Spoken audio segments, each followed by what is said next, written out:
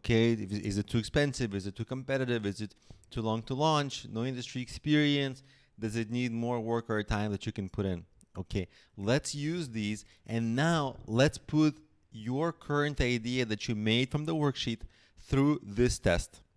So for our convenience, I've got my 4 business idea listed that I'm using as examples. Of course, yours will be different.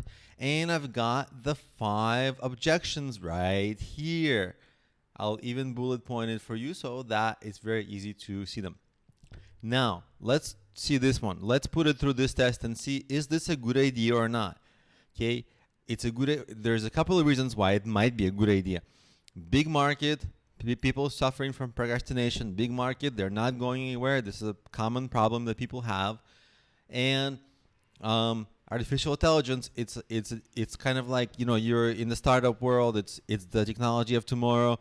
So a lot of things are right about it, and the technology of tomorrow is going to open up a lot of business use cases. So we're in the right space here. Now, let's see these questions. Is it too expensive? Well, maybe not expensive if you can learn to program, but if you learn to program, then it's going to require a tremendous amount of work and time to learn the programming. And if you don't learn the programming, then it will be expensive. So at least one of these is a yes, and the other one is a no, right? The fifth question is the fifth and the first question. Now, is it too competitive? Well, if you have a new approach, battling procrastination is a competitive space, but if you have a new approach, you can turn the industry on its head. So having the artificial intelligence piece in there can make it not as competitive because you'll have this unique approach. Do you have enough expertise or experience? Yes, for me at least, I have a lot of people my clients who struggle from procrastination, and I help them with it, but I don't have experience in artificial intelligence, so I would say almost like a no and a yes. And of course, the AI, the artificial intelligence part of it would be a really big learning curve, and that's a problem. Too long to get off the ground? Yeah, because I'd have to learn AI. But if I learn AI, I'm going to be giving myself a skill that's going to be marketable, tremendously marketable for the next 10, 15, 20 years. So, you take all that with a grain of salt, and the question really becomes, are you passionate about AI? Do you want to invest your time in it? If yes, it's a pretty good idea. Not to mention that this idea of helping people fight procrastination can only be a beginning, and your next idea in the AI space can be something far bigger, so you can build on it. And if you have a bigger goal, that's going to help you achieve the bigger goal. Now let's take a second business idea through this. Travel photography for how sports bring people together in different cultures. All right. Is it too expensive? It's a little bit expensive. Somebody's got to pay for the travel and the photography and all the time that you're going to be spending there. It's an extended period of time. Now, this also takes a toll on your personal life. If you're traveling most of the time, you essentially have no actual home. And so this really, traveling is nice, but having no set home, that also takes a toll on a person.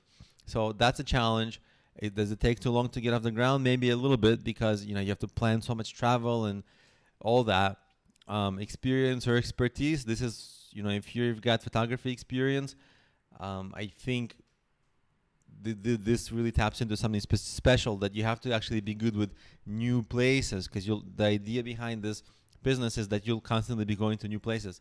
But it does solve the question of, is it too competitive? Because guess what? If you want to do anything in photography, anything in travel, anything in sports, those are such popular things that they're wildly competitive. But guess what?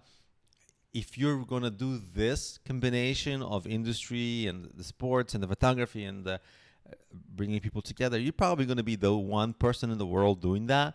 So right away, you'll make things so much less competitive for you to promote. Aha. So you see, it's like almost always an imperfect set of balances. As like a scale, right? If you put things on one end of the scale, it gets tipped over, but the other part of the scale is struggling. And what you want is that point, that sweet spot where it's a perfectly balanced thing. It's not too expensive. It's not too competitive. It's a good opportunity. It's fun for you to do. It's a good industry. It's where you want to be. It doesn't take too long to get off the ground, and you can actually pull it off. And if you find a business like that, you have to continuously adjust the strategy of these businesses, and you have plenty of ammunition for doing so. You have all these psychographics you can reference now, demographics you can reference now, all the different goals you listed, all the different industry. You have so many combinations to work with. Sorry, I scrolled too far. You have so many combinations to work with that adjusting your business idea becomes really easy, and you're gonna keep taking little adjustments, and then it's gonna disbalance some of the objections, and it's gonna be more perfect in one way, and it's gonna become less perfect in another way, and you're gonna adjust the idea a little more. It's gonna continuously get adjusted, and when you've turned the knobs perfectly enough, you have an ideal business idea that you think is ideal. Of course, you got to put it through the test of getting feedback from different people and all that stuff, and bringing it to market. That, of course, your idea will evolve at that point even more, and it become better even further. But this is going to be giving you a fantastic place to get started with your business idea. Once you have your ideas that pass the 5 objections test in a way that you're still confident about them as good ideas for you.